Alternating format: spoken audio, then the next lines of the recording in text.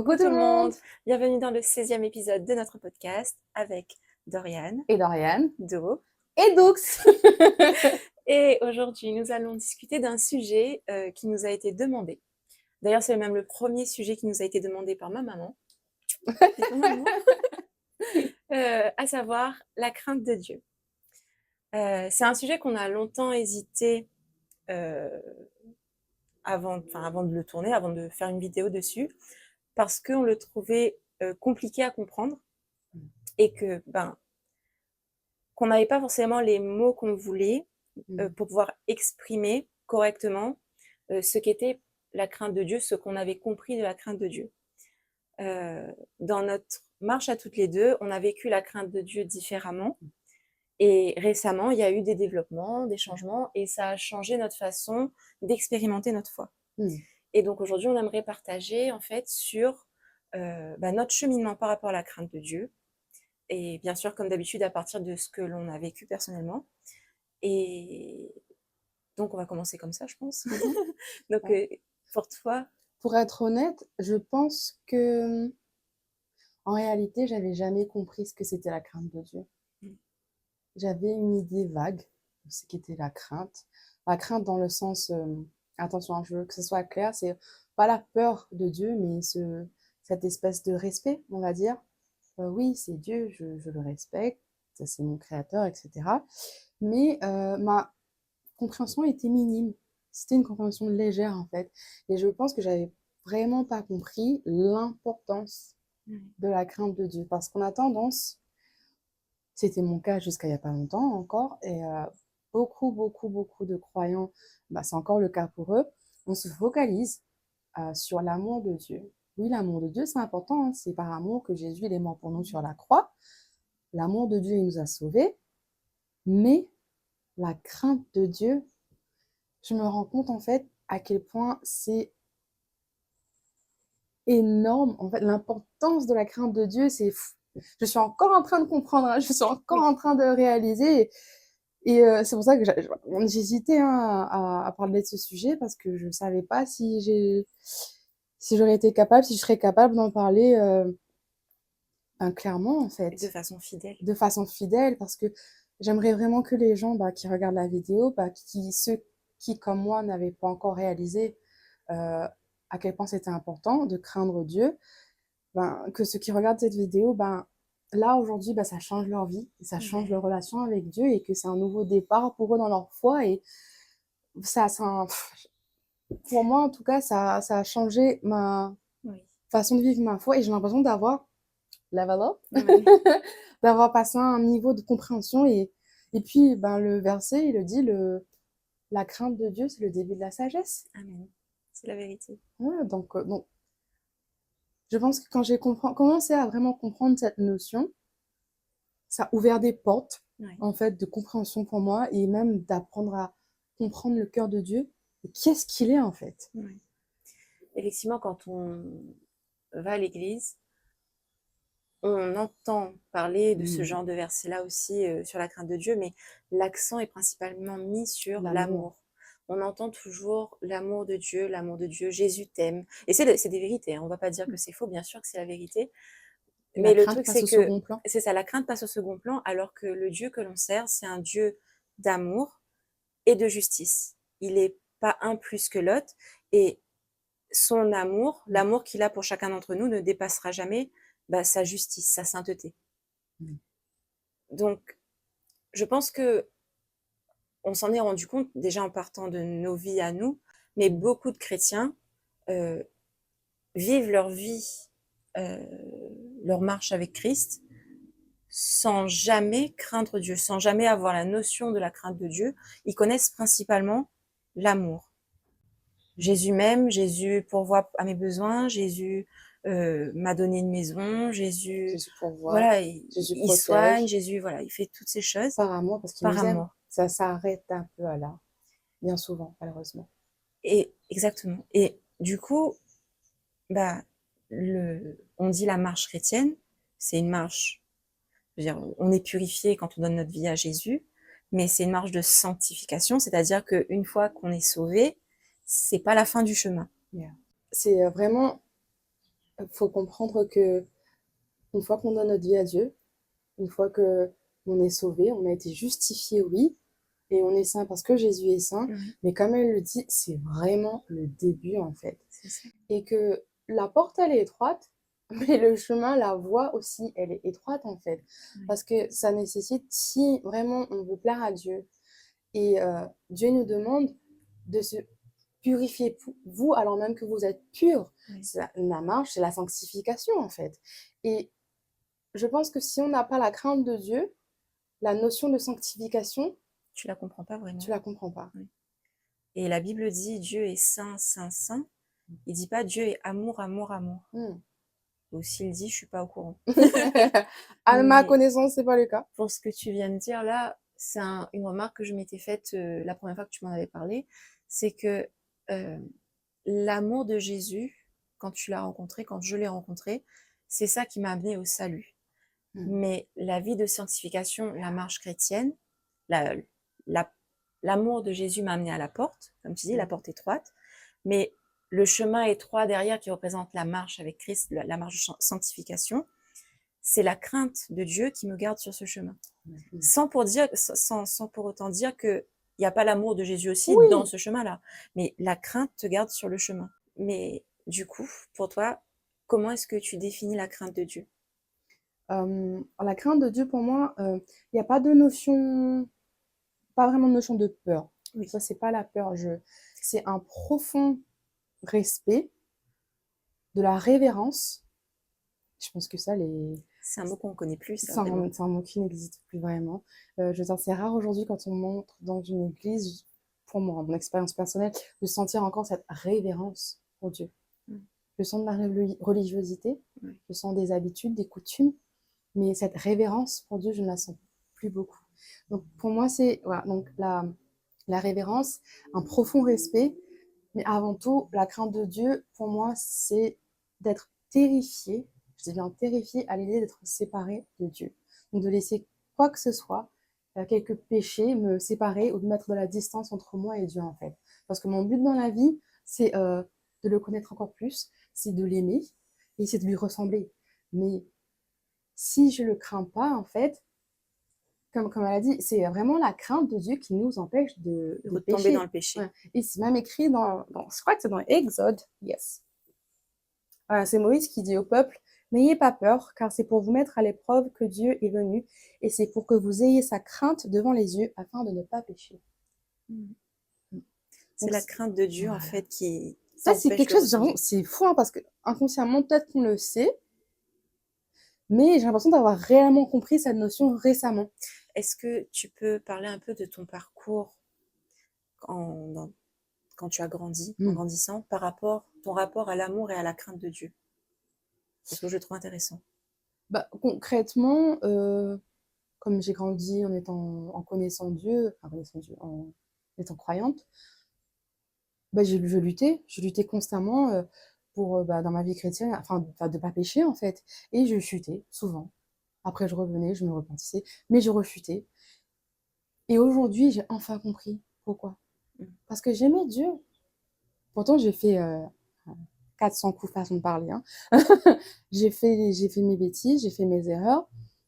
Et j'aimais Dieu, j'ai toujours aimé Dieu. Jamais j'ai cessé d'aimer Dieu dans tout mon parcours, même quand Oui, j'étais loin de lui.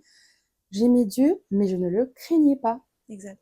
Et ça, c'est peut-être une des raisons pour laquelle, enfin, quelqu'un qui est là aussi, qui nous regarde, euh, tu te poses la question pourquoi tout le temps tu Hmm. retombes dans le même péché. Et pourtant, tu aimes Dieu. Parfois, tu sais, tu as des gens qui disent aimer Dieu Et et, pourtant, et pourtant, ils ont dans leur vie un péché dans lequel ils retombent régulièrement, et qu'importe le péché que ça peut être. Peut-être même, tu sais, ils vont voler, ils vont faire du mal à leur prochain, hmm, etc. Et pourtant, ils disent qu'ils aiment Dieu. Et c'est difficile à comprendre hmm, comme notion de ben, comment quelqu'un qui dit aimer Dieu continuer de peut vivre comme continuer à ça. vivre comme ça.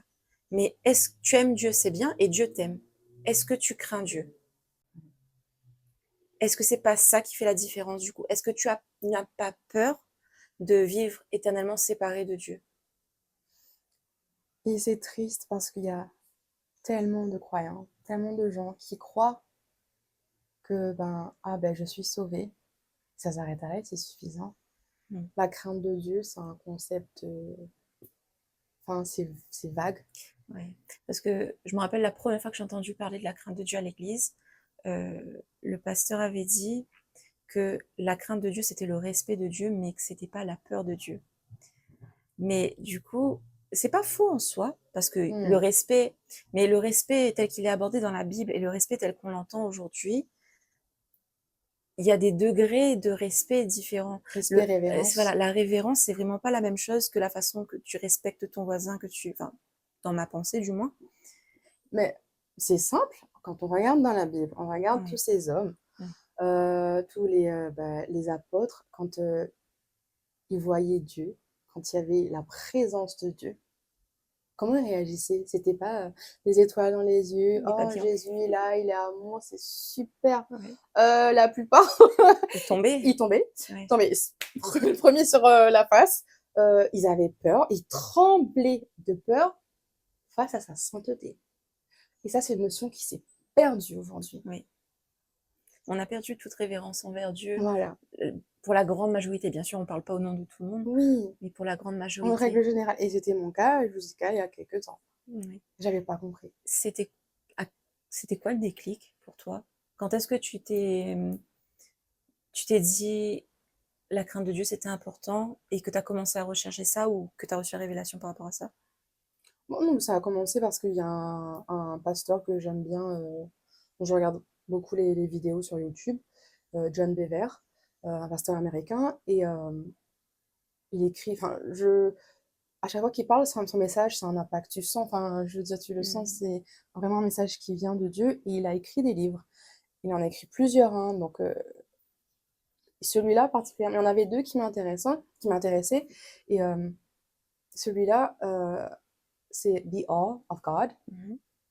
mais il n'y a pas de traduction encore en français. D'accord. Ça n'existe pas encore en français. C'est depuis le début de ce livre, en fait. Et je pense que ça fait un moment que c'était une prière que j'avais, c'est que bah, je désire ardemment connaître plus Dieu. Je voulais vraiment avancer dans ma foi et grandir, en fait. Mais tu étais limitée par Mais ton j'ai été absence de limitée. crainte. Voilà. Et au final, mais il a répondu à ma prière. Ouais. Parce que je me disais, non, je veux avancer avec toi, je veux grandir, mais j'ai l'impression que c'est un truc qui me bloque. Et quand j'ai commencé à lire ce livre-là, je me suis dit, waouh, Tu étais passée à côté de tout un voilà. Et comme tout s'est éclairé, en fait. Mmh. Et là, j'ai compris. Et là, je me suis dit, mais je comprends pourquoi, dans tout ce temps, j'arrivais pas à ne plus pécher, à ne pas retomber. Je dis pas que je parlais de que je vais jamais retomber, hein, mais c'est différent. Je comprends maintenant le pourquoi du comment, on Tu va te sens dire. plus esclave, tu te sens libérée en Ah, fait ben oui, ça de c'est sûr. Mais c'est ce livre, donc c'est le livre de John Bever, The Awe of God. Si vous arrivez, vous êtes capable de lire en anglais, je vous le conseille très très fortement. Je mettrai le lien si vous voulez Mmh. dans la bio il y a sur Amazon, ou même il y a un site, je vais donner son site directement. OK. J'ai beaucoup aimé. Il n'existe pas encore en français, malheureusement, mais je pense que bientôt. Mmh. Ou bien. Mmh. But anyway, donc moi c'était ce livre-là, on va dire le déclic. Et c'est encore en cours parce que je prends mon temps. Oui. Il y a tellement de choses, je lis chapitre par chapitre, ce qui est un miracle pour moi parce que je ne lis jamais un livre chapitre par chapitre. Oui, tu prends le temps de comprendre et Ouais. d'intégrer, Voilà, ouais. chaque chapitre, il y a tellement d'informations, il y a Oui. tellement de révélations que c'est pas possible de le lire Mmh. d'une traite. Donc moi, c'est ce que je fais, je lis chapitre par chapitre et à chaque chapitre, je comprends un truc. Mmh. À chaque chapitre, il y a quelque chose qui m'est révélé. C'est pour ça aussi que c'est important si c'est une petite parenthèse, hein. Mmh. Si Dieu vous met à cœur un projet, qu'importe dans le domaine dans lequel ça peut être, de le partager autour de vous parce que une fois que le Saint-Esprit vous met quelque chose à cœur, c'est qu'il veut parler au travers de votre bouche ou au travers de votre écriture, au travers de votre art, au travers de quoi que ce soit qu'il a mis sur votre chemin de fer et que vous pouvez ensuite changer des vies. Mmh. Parce que, enfin, vous, quand je dis vous, le Saint-Esprit, au travers de vous, change des vies. Donc, je vais refermer la parenthèse, mais juste, si vous avez à cœur de parler des révélations que Dieu vous a faites, qui soient bibliques, bien sûr, sur votre marche avec Christ, eh ben, faites-le parce que ça aide réellement. Oui, Voilà. bah, en tout cas, oui. Je pense que ce livre-là, du moins, il a changé beaucoup de vies. Et en tout Mmh. cas, il est en train de Changer la changer la tienne mienne. aussi. Ouais, c'est sûr. Et j'avance. J'ai vraiment l'impression de grandir, en fait. Ouais. Et ça fait du bien. C'est vrai, oui. Après autant d'années, Ouais. où tu as l'impression de stagner ou de tomber ou de voilà, et là tout d'un coup c'est une percée en fait. Ouais, on va dire ça. Ouais. Et tu réalises à quel point il y a tellement de choses à apprendre en fait de la Bible À et quel point je même connais rien. à quel point je sais rien du tout. Oui. Et je veux dire, il y a... Tu vois, la Bible pour moi c'est comme un oignon. Il y a des Oui. couches et des couches et des couches et des couches. Plus tu lis, plus tu découvres des trucs. Mais encore faut-il chercher. Oui. Ah oui. Bah oui, si tu cherches pas, tu trouveras pas, Ah hein. oui. Dieu Ouais. se révèle à celui qui va chercher, hein. Ça Hmm. c'est Ouais. c'est quoi, c'est si tu demandes, Cherche- on donne à celui qui demande. Demandez, vous donnerez, C'est cherchez, vous ça, cherchez, trouverez. vous trouverez. Hmm. Donc c'est valable pour toutes les choses, même pour les révélations de Dieu. Hmm. Il y en a même un, mais je sais plus c'est lequel, il faudra que je le retrouve, qui dit que je enfin, qui peut nous montrer des choses qu'on ignore. Ah, je vois le verset dont tu parles. Je le Je vais connais le plus retrouver exactement, si mais je retrouverai, je mettrai sur ouais. l'écran. Et bon Ouais. voilà. Et après, pour moi, euh, c'était un peu différent parce que comme je n'ai pas grandi avec Jésus, en connaissant Jésus, euh, quand je l'ai enfin connu, j'ai d'abord, oui, connu son amour, sa paix, tous les changements qu'il a apportés dans ma vie, la fin des différentes addictions, enfin, tout le renouvellement, en fait, la nouvelle naissance, etc. Tout ça a été fait dans l'amour de Christ.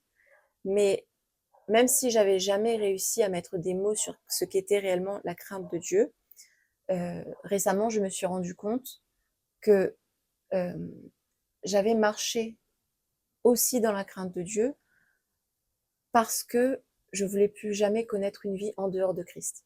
Au final, tu avais compris. Pour avoir connu, j'avais jamais pu mettre de mots dessus. C'est juste en échangeant avec toi que j'ai compris ensuite, Hmm. voilà. Mais le fait d'avoir été, comme tu sais, comme Dieu parle d'Israël, il dit Israël était dans la boue et que Dieu l'a lavé, l'a habillé, Tu étais l'a perdu. paré, tout ça. Moi, j'étais exactement comme ça.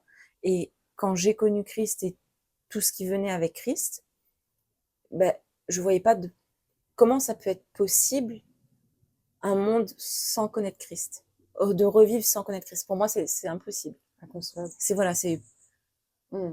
donc au final, j'ai pas eu tant de lutte. Bien sûr, comme tout le monde, hein, je lutte avec le péché de temps en temps. Il y a des moments où je tombe, mais de façon générale, je retombe pas éternellement dans le même péché. Je suis pas, j'ai pas cette, j'ai la lutte, mais j'ai pas Ce forcément cercle la reste séparé de voilà, lui.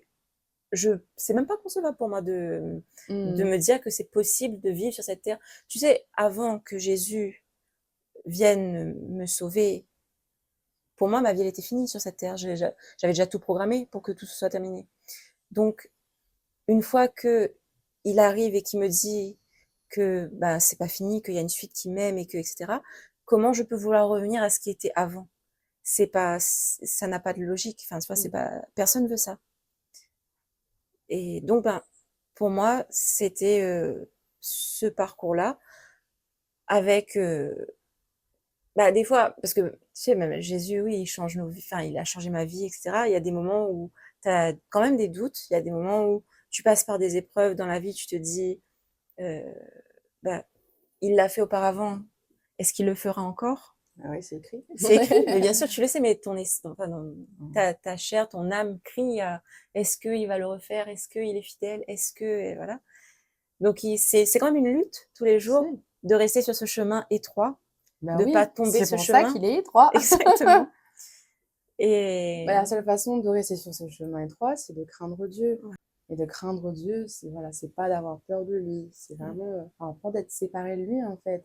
Mais quand on a connu ce que c'était d'être dans la présence de Dieu, quand on a connu, quand on commence à découvrir qui est Jésus réellement et son cœur en fait, son cœur pour nous, va être comme tu dis, enfin, consciemment repartir là où on était et d'être séparé de ça, mais humainement, c'est pas, je sais pas, compréhensible. ouais, Et mais il y a Satan aussi en face. c'est Il y a ça. Satan aussi en face. Il y a les mensonges, il y a Et le les monde a doutes. son attrait. Bien sûr, Ouais. ah, mais bien Le monde a sûr son que attrait. oui.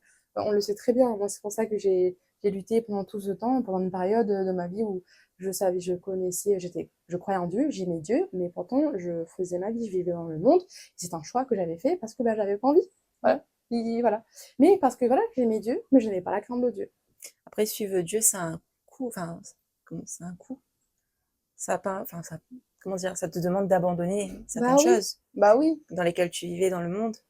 Donc ça, c'est compréhensible, hein, d'un point de vue humain, de se dire que enfin, c'est difficile d'abandonner les choses qui nous réconfortaient avant, les choses auxquelles on est habitué, les choses qui ont fait toute notre vie jusqu'à un certain point. Mais Jésus a payé un prix tellement fort pour nous à la croix que est-ce que si tu mets les deux sur une balance, ça a la même valeur? Est-ce que Absolument pas. abandonner ta vie d'avant, c'est vraiment si difficile comparé à ce que Dieu, lui, l'a fait pour toi à la croix? Bon, quand on le fait, c'est parce qu'on croit au mensonge du diable, C'est c'est tout. ouais. L'illusion que les choses qui nous attirent dans le monde sont mieux. Ouais. C'est juste un gros mensonge. Parce qu'on le sait bien, hein, dans notre cœur, dans notre âme, on le sent bien. Tu vois, quand on a envie de se laisser distraire, quand on a envie de retrouver dans les anciens travers, tu vois, quand on se sent pas bien, au lieu de courir à Dieu, au lieu d'aller, on va se réfugier dans les distractions, que ça soit le téléphone réseau ou quoi que ce soit, ou la cigarette, qu'importe. Après coup, est-ce qu'on se sent mieux, vraiment? Tu C'est te une sens illusion. vide, tu Tu te te sens... sens vide. Ouais, non, mais c'est une illusion, c'est le mensonge, en fait. Mhm. Mais c'est une lutte, c'est pas facile. Mais je veux dire, c'est pas facile, mais ça en vaut tellement la peine. Ouais. Ça en vaut tellement la peine. Moi, ce que j'aime faire personnellement, c'est prendre du recul. Parfois, je me dis, la vie sur Terre, elle a beaucoup de choses à offrir. Ok, Ouais. genre, c'est cool. Il y a des choses qui sont vraiment cool. C'est bien d'avoir une famille, c'est bien de voyager, c'est bien d'avoir un super travail, d'avoir les moyens financiers, etc. Mais quand on regarde sur l'échelle de Dieu, la vie humaine, aujourd'hui, c'est 80 ans pour une femme, enfin 80, 90 ans. 80 ans, Ouais, ouais, on va dire 80 84, ans, mais voilà, 84. 80 ans. Là, on parle de l'éternité, hein. Ouais. Ouais, c'est 80 ans dans lesquels tu vas te lancer à fond en oubliant derrière que 80 ans, ça passe super vite au final. C'est un piment. C'est ça. Et l'éternité, c'est l'éternel présent. C'est vrai, je me disais, si aujourd'hui, ça nécessite que moi, constamment, je cherche à me sanctifier, à chercher à connaître Dieu plus, à me sanctifier parce que je veux pas être séparée de lui, parce que je sais que ce qui vient après, ben, ça sera tellement mieux. Ouais. Je veux dire, ça fait pas le figure à cause de ce qu'on vit sur Terre. On peut Ouais. même pas imaginer, en fait.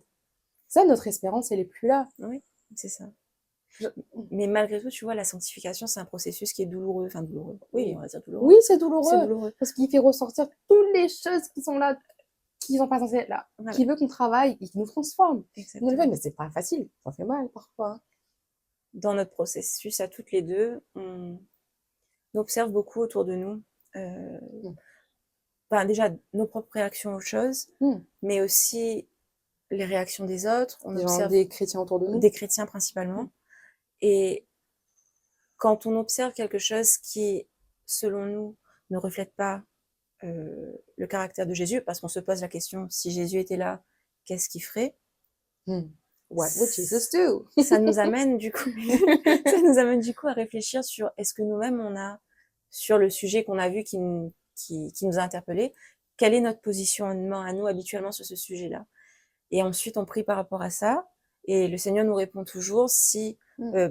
ce qu'on a vu, ça nous a choqué parce qu'on fait la même chose, ou parce que, voilà, peu importe, mais on est dans ce processus de remise en question, même de choses qui sont supposément acquises, de questions qu'on se pose même pas généralement, mais on remet en question nos réactions, on remet en question, et ça fait partie de notre Pour l'instant, oui, c'est processus, voilà, impossible. de processus de sanctification. Mais du coup, quand le Seigneur nous montre quelque chose qu'on a vu chez quelqu'un d'autre qui nous agace, mais parce que c'est la même chose qu'on fait nous, et c'est pas un processus qui est agréable à vivre parce que, déjà, ouch, ouch, mais après, tu remercies Dieu parce qu'au final, il a mis en lumière quelque chose qui ne reflétait pas Jésus, quelque chose qui doit changer et qu'il va t'aider à changer. Donc ça fait mal au début, mais après, tu sens toujours une libération par rapport à... C'est même pas forcément un péché, c'est juste un comportement. Parce que, en fait, tout va partir du cœur. Oui, L'intention, les motivations. voilà. Tu vois? Parce que notre intention, nos motivations, c'est vraiment de plaire à Dieu. Oui. C'est vraiment d'apprendre à le connaître encore plus et de lui plaire. Donc, quand on est dans ce processus où il fait ressortir ses défauts chez nous ou ces trucs qu'on n'aime pas, ça fait mal sur le coup, mais je me dis, ah, bah merci Seigneur, parce qu'au final, ça veut dire que bah là, je peux changer et tu peux me transformer encore pour pour ressembler encore un peu plus à Jésus, en fait. Et d'ailleurs, je veux juste signaler aussi que tu as dit de la motivation, c'est de plaire à Dieu, mais je veux juste rajouter que c'est pas plaire de façon religieuse en posant des actes religieux, Non. c'est rechercher la face de Dieu, c'est rechercher le Seigneur, rechercher son cœur, rechercher sa présence, à vouloir apprendre à le connaître, pas de façon religieuse à poser des actes religieux, mais réellement. Alors oui, ça, si, ça peut passer parce que, par exemple, lire sa Bible, c'est un acte religieux, enfin, entre guillemets. La religion, c'est le service. Mhm. Donc mais c'est pas de la religiosité, c'est-à-dire, je fais ça, donc parce que je fais ça, Mm. tu vois, là, c'est C'est vraiment ça, il dit Dieu regarde vraiment au cœur. dans Il n'y a ton cœur. rien qui est caché devant Dieu. Donc, on n'est pas parfait, certes, mais aussi, quand tu prends ta Bible, tu as vraiment ce désir de se dire, ah Seigneur, bah, qu'est-ce que tu vas me dire aujourd'hui? Qu'est-ce que tu vas m'apprendre? J'ai envie d'apprendre à te connaître, en fait. Je ne lis pas parce qu'il faut que je lise ma Bible. Ah, mais je lis mon verset du jour. Voilà, c'est ça. C'est pas ça. Parce que parfois, je me dis, je préfère encore lire un verset et m'arrêter Que à le là comprendre et réfléchir et me dessus. dire, bah, Seigneur, pourquoi tu me fais lire ce verset? Je sais pas pourquoi, je comprends pas. Voilà, Exact. donc je vais lire dessus, je vais m'arrêter à là. Le Dieu se dit, ah, ben, j'ai lu mon chapitre d'aujourd'hui, je la ferme, c'est fini. Et il y a même des fois où tu vas même pas ouvrir ta Bible, tu vas juste Même pas. t'asseoir dans le Oh, silence ça m'arrive total. souvent en vrai, hein. Ça Same. m'arrive tellement Et souvent. plus souvent maintenant que ce que c'était avant. J'avoue. C'est vraiment à t'asseoir dans le silence et être dans sa présence et attendre sa voix, juste attendre avec Mm. lui. J'ai bien aimé dans le livre, il y a un exemple que John Bever il donne. C'est bon, lui il est américain. Il dit bon, on a les pays, on a un président. Oui. Voilà, donc lui c'est Trump. Donc ce président, il a une responsabilité. Donc si on a voté pour lui, ou bref, même si on n'a pas voté pour lui, une fois qu'il est élu, c'est lui qui est en charge de la population, des citoyens. Donc il va mettre des règles en place, il est censé protéger ses citoyens, il est censé en prendre soin pour voir, etc.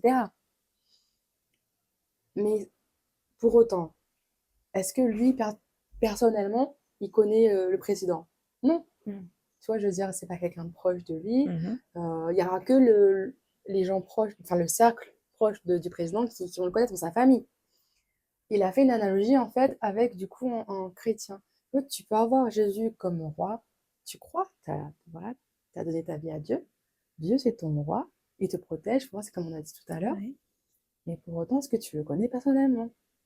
C'est même pas ton maître. En fait, est-ce qu'il est ton maître? Est-ce qu'il est ton père? Est-ce qu'il est ton époux aussi? Parce que si Ça tu pourrait être un dis, autre sujet aussi, ouais. parce qu'au final, ça revient à dire ça, s'il est ton roi et que tu le connais pas personnellement, donc il n'est pas ton père. Mais s'il est ton père et que tu n'as pas de respect pour lui, T'as du respect pour ton père. oui, tu as du respect pour ton père. Donc s'il n'est pas ton père, si tu n'as pas de respect pour lui, tu n'as pas de révérence, enfin, de respect pour lui. Et encore même, la relation qu'on a avec nos pères aujourd'hui est différente de la relation que dans les temps bibliques, ils avaient avec leur père. Parce que la révérence, quand tu lis Isaac, Jacob, quand il donne sa bénédiction et tout, Ouais, tu as l'impression qu'il y a une révérence. il y a un respect, ouais. Bon, bien que Jacob, il le fasse comment dire, dans le mensonge, etc. Mais je veux dire, Ouais, il y a des coutumes et tout qui faisaient vraiment, ça s'est perdu, ça, tout ouais, ça. ça s'est perdu. Et moi, c'est quelque chose qui me travaille ces derniers temps et qui me rend un peu triste parce que même quand je regarde les gens autour de moi, quand je regarde les chrétiens, je dis pas que je suis mieux qu'eux, hein, mais comme je suis dans cette démarche où vraiment je cherche à connaître Dieu, je veux me sanctifier, Mm. tu vois. Donc quand je vois les gens autour de moi et je vois qu'il y a des choses dans leur vie, mais claires et nettes, c'est absolument pas ce que Dieu lui demande, tu vois. Il y a des comportements qui sont absolument pas des comportements dont Jésus il serait fier. Et je me dis, mais si on dit qu'on aime Dieu, on n'est pas censé respecter enfin, ses commandements. Les commandements dans la Bible, ça ne s'arrête pas aux 10 commandements dans l'Ancien Testament, dans le Nouveau Testament. Il y en a énormément. Il y en a beaucoup d'autres, en fait. Mais Et je veux dire, aujourd'hui, malheureusement, j'ai l'impression que enfin, ça se perd, en fait. enfin, honorer ses parents, c'est qu'un exemple, hein, mais que ça soit... Moi, il m'a fait comprendre ces derniers temps, attention, c'était que ça soit le... Comment ça s'appelle quoi, Commérage. les commérages, la médisance. Enfin, la médisance, c'est un mot négatif quand tu es dans la médisance. En vrai, concrètement, c'est de dire du mal de quelqu'un dans le but de le nuire ou de nuire à sa réputation. Et souvent, sous le ton de la moquerie, ou quand quelqu'un n'est pas là, on va rapporter des faits. Ça m'arrive de le faire et Dieu m'a reprise là-dessus. C'est voilà, c'est quelque chose qui est encore en processus. Tu vois, mais je me dis, mais pas tout le monde est dans la même démarche. Ouais. C'est un peu un mystère, mais c'est le mystère. Enfin, pour moi, c'est un mystère de ceux qui se contentent en fait du lait, du petit lait, et de ceux qui ensuite passent à la nourriture solide. Parce que c'est censé jamais, ça s'arrête jamais en fait. Ah oui, Tant que Jésus n'est pas revenu, on ne sera jamais parfait sur terre. oui, Mais sanctifiez-vous, purifiez-vous alors que vous êtes purs en fait. Donc le but, c'est de vouloir atteindre cette perfection, de ressembler à de Jésus. ressembler à Jésus, tout en sachant que on est humain Oui. et que la plus grosse partie de la transformation, ça viendra, c'est Jésus qui le fait. Mais encore faut-il être dans cet état d'esprit, De vouloir. de vouloir. Oui. Après, la Bible dit aussi que c'est Dieu qui donne le vouloir et le faire. De toute façon, tout ça, c'est lié. Et je pense qu'un jour, j'aimerais bien aussi qu'on parle de ce sujet, de la sanctification. Oui. Mais enfin, la crainte de Dieu, en tout cas, c'est là pour moi, on a juste effleuré la surface. Ouais. Parce que c'est récent. C'est un truc qu'on redécouvre. C'est encore en cours. Il y a énormément de choses que je veux apprendre, que je dois apprendre, que j'aimerais apprendre. Et c'est juste à quel point c'est important. Ce sera peut-être l'occasion d'une partie 2 un jour. Probablement. Je pense que oui. Je pense que d'ici là, probablement oui. Mais juste, que les gens qui nous regardent, peut-être ils prennent le temps de se poser la question, ok, j'aime Jésus, mais est-ce que je le crains? Est-ce que je crains Dieu? Ouais. Comment est-ce que vous voyez Jésus? Ouais. Est-ce que Jésus, pour vous, c'est juste, entre guillemets, le Dieu qui vous a mis, qui vous a sauvé à la croix? Quel respect vous lui apportez? Qu'est-ce que, quand vous imaginez Jésus, est-ce que vous voyez amour et justice? Ou est-ce que vous voyez juste amour, en oubliant que Jésus et le Dieu de l'Ancien Testament sont une seule et même personne, enfin, une seule et même entité? Il y a le verset qui dit Dieu est un ami pour ceux qui le craignent. Oui. Ça commence par la crainte.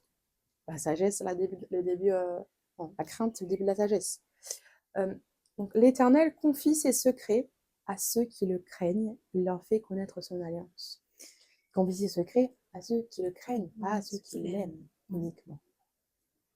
Je pense que on va pouvoir s'arrêter là pour aujourd'hui. Le plus important, le plus important a été dit. Vraiment, en fait, rappelez-vous que être sauvé, c'est génial. C'est le début, c'est pas la fin du chemin. C'est pas la finalité. Enfin, si, il faut être sauvé. Mais... Il y a tout un processus encore à avoir derrière. Et si vous vivez dans l'amour de Dieu, vous continuerez à vivre dans l'amour de Dieu. Mais à cet amour doit s'ajouter la crainte. Parce que la crainte donne les limites j'allais dire les limites de l'amour, mais je veux dire ça dans le sens où quand tu aimes quelqu'un, enfin, c'est la différence entre un Dieu gentil et un Dieu bon.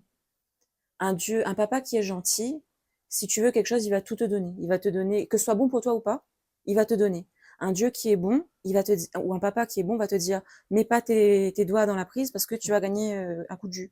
Tu vois, enfin, c'est la même différence. L'amour de Dieu qu'il a pour toi ne va pas te mettre en danger. Si tu te mets en danger, tu rentres dans la justice. C'est-à-dire dans la crainte de Dieu, en fait. Donc, reste dans l'amour. La crainte, pour moi, c'est comme une protection. C'est pas un truc qui te fait peur, c'est une protection qui te garde dans l'amour de Dieu. Parce que si tu sors de cette protection... oui, effectivement. Oui, c'est totalement ça. Voilà. Oui, c'est pas la crainte c'est quelque chose de lourd. Non, mais j'ai craint Dieu, etc. C'est pas pas du tout ça. Au Ouais. contraire, c'est ce qui nous protège, c'est ce qui Mm. nous empêche de ne pas tomber, de ne pas pécher, en Voilà, fait. Bon point. ça vient de me venir à l'esprit. Yeah. Donc voilà. Mm. Euh, Ben ouais, du coup, j'espère que vous avez apprécié l'épisode d'aujourd'hui, qui vous a Ça parlé. faisait longtemps. Ça faisait longtemps. Après, on essaie aussi de partager lorsque Jésus nous donne à partager et pas simplement partager pour faire avancer les réseaux sociaux, pour Partager voilà. pour partager, c'est pas le Voilà, but. c'est pas notre but. Mm. On partage lorsque Dieu nous met quelque chose à cœur de partager. Et, et donc, ben, on se reverra la prochaine fois que Dieu nous mettra un autre sujet sur lequel Yeah. ben, on doit partager avec vous. Mm. Ça peut être la semaine prochaine, Mm. ça peut être la semaine d'après. Only God knows. Voilà. Dans tous les cas, prenez soin de vous, prenez soin de vos familles, passez du temps avec Jésus, ça fait du bien à tout le monde.